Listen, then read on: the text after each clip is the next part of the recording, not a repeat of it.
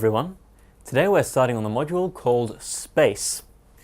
In this module we'll be learning about things in space and relativity, which is a theory that Einstein came up with, which means that when things that are moving very fast have their mass or their time measured, it'll be different depending on how fast the observer is moving. Before we get to that though, we need to talk a little bit about space and rockets and gravity and that sort of thing. So let's start off with weight. The first section we'll be learning about the Earth's gravitational field. So what it looks like, how it varies, how it was discovered, and that sort of thing. So everyone knows that objects fall to the ground. You've probably been doing science experiments on this sort of thing since, year 7 or something. But for a long time, people didn't bother trying to figure out why things fell to the ground. It's just something that happened. It wasn't until the 1600s when Galileo and Newton, two famous scientists, tried to describe the motion of falling objects using mathematics. This was part of the scientific revolution of the time. So before the time of Galileo, most people assumed that heavier objects fall faster. A lot of the ideas of science were influenced by Aristotle, and this is how he believed objects fell. He certainly knew that if you dropped a heavy object, it would land harder than a light object. However, Galileo, as pictured over here, showed that all objects fall at the same rate, regardless of how heavy they are. This rate happens to be 9.81 meters per second squared, which means that every second, its velocity increases by 9.81 meters per second. So this means that if you drop two objects from the same height at the same time, it doesn't matter how heavy they are. They will land at the same time. Galileo supposedly demonstrated this by dropping two objects of different masses off the Leaning Tower of Pisa, and then noticed that they landed at the same time.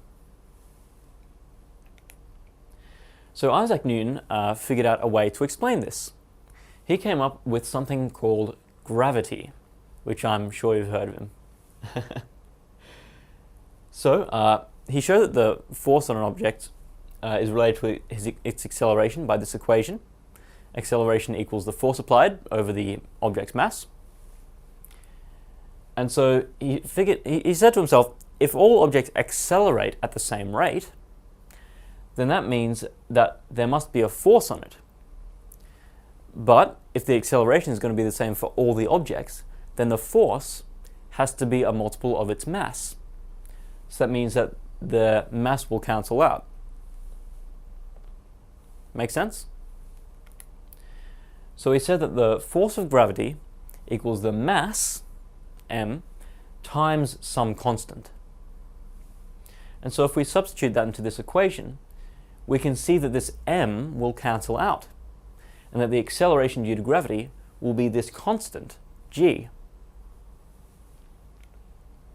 So Newton proposed that the force was caused by an invisible field that extended all around Earth, that meant that objects in the field had a force applied to them. The force was pointed toward the center of the Earth. We can see that in this animation over here. All these various objects above the Earth are being pushed toward the center. So what would that mean if you were actually on the Earth? Well, it means that you would fall toward the ground.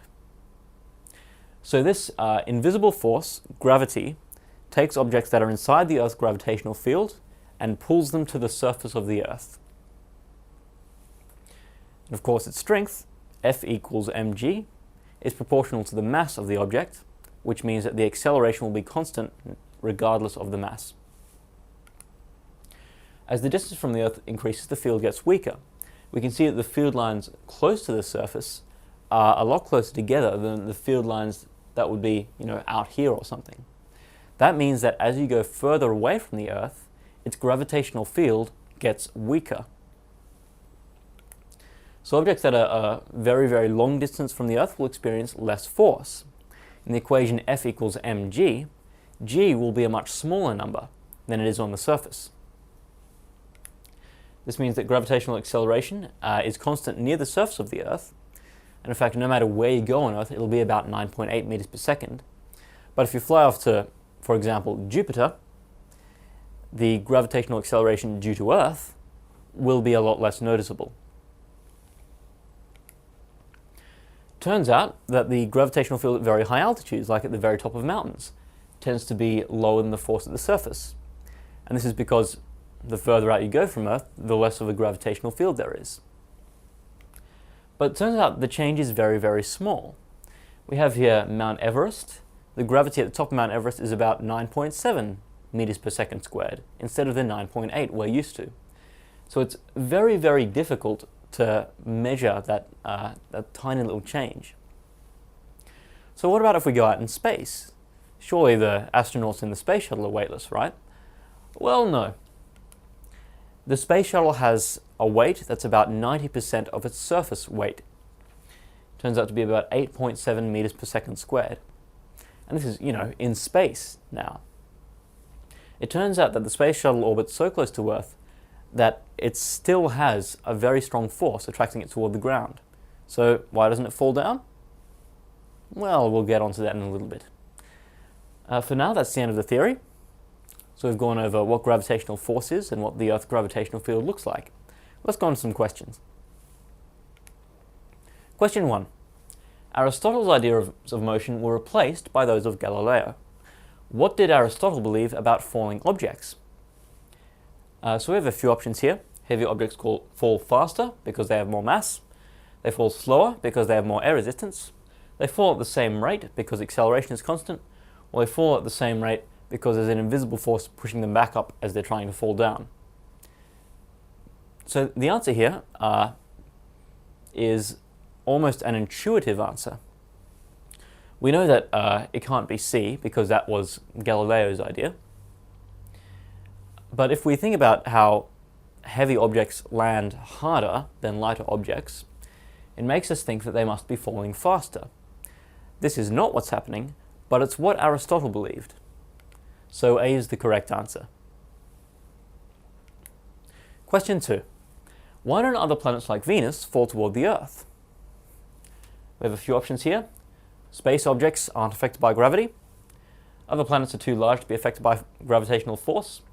The Earth's gravitational field is too weak to affect it. Or the acceleration due to the Earth is cancelled out by acceleration due to other planets. So let's go through our options. A says that objects in space are not affected by gravity. But if you look back at the slide, you notice that the space shuttle, which is in space, is still being affected by gravity, quite strongly in fact. The other thing is that planets orbit the sun due to gravity, so there must be gravitational force acting there. It's not A. B says that the other planets are too large to be affected by gravitational force, but we know that the force on an object due to gravity is proportional to its mass. So that means that for very, very heavy objects like a planet, the gravitational force would be stronger, right? So it's not B. D says that the acceleration due to the Earth is cancelled out by acceleration due to other planets. Now, technically, you could use this as an answer and say that it's all in some very delicate balancing act. But if you look at the actual motion of the planets, this isn't the case. They just sort of go around the sun very smoothly and uniformly. They don't have to pull out this complicated, delicate balancing act to make things not attract each other. So our last option is C. The Earth's gravitational field is very weak far away from the Earth. And this is in fact the correct answer. So it turns out the further away you get from Earth, the weaker the effects of its gravitational field are. When you get to a distance as far away as, say, Venus, then the gravitational field is so weak that it has practically no effect on the motion of Venus. And of course, Venus is the closest planet to ours, so other planets that are even further away would have even less of an effect. Question 3. What is the gravitational acceleration on an apple with a mass of 140 grams? Now, what's the formula for gravitational acceleration? Well, you don't really have one. You have a constant, remember? 9.81 meters per second squared. All objects, regardless of their mass, will accelerate at the same rate, near the surface of the Earth anyway. So part B will be using this bit of information that we have. Find the gravitational force on the apple. So we know that F equals ma, right? We have the A and we have the m. So we should be able to calculate the F causing the A. We can do that just by multiplying the mass by the acceleration, which will give us an answer of 1.37 newtons, which means that the apple has a weight of 1.37 newtons, or it's being pushed toward the center of the Earth with a force of 1.37 newtons. Question 4. A constant force produces less acceleration for a heavy object than for a light one, but heavy objects do not fall any slower than light objects. Explain why.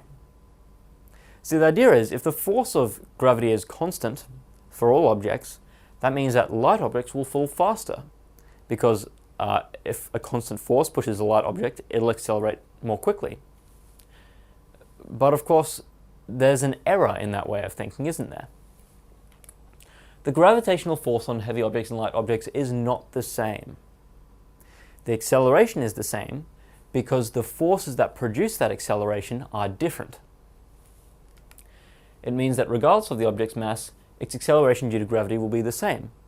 Heavy objects will experience a greater force, light objects will experience a lesser force, so they'll accelerate at exactly the same rate. Question 5, the last question of this section. Is the acceleration due to gravity exactly the same everywhere on Earth? Justify your answer. So we have two options here. We can say yes, or we can say no. The correct answer is that no. The acceleration due to gravity everywhere on Earth is not quite constant. So what would the reason for this be? Well, as we know, the gravitational field spreads out as we get further away from the center of the Earth, right? It's what the ball with the lines coming into it was. So it gets weaker at points that are further away from the Earth's center. So what happens if we climb a very, very tall mountain? Or what happens if we're at the equator, which bulges slightly compared to a sphere? Well, it means that if we're at the Earth's equator, which is further away from its center than its poles, only by a little bit, it means that we'll get less acceleration due to gravity, because we'll be further away and in a weaker part of the Earth's gravitational field. Well, that's the end of the questions. So in this section, we've gone over the Earth's gravitational field, its strength, its shape, and its uniformity. In the next section, we'll be looking at a bit more detail on how weight works and how it affects different objects.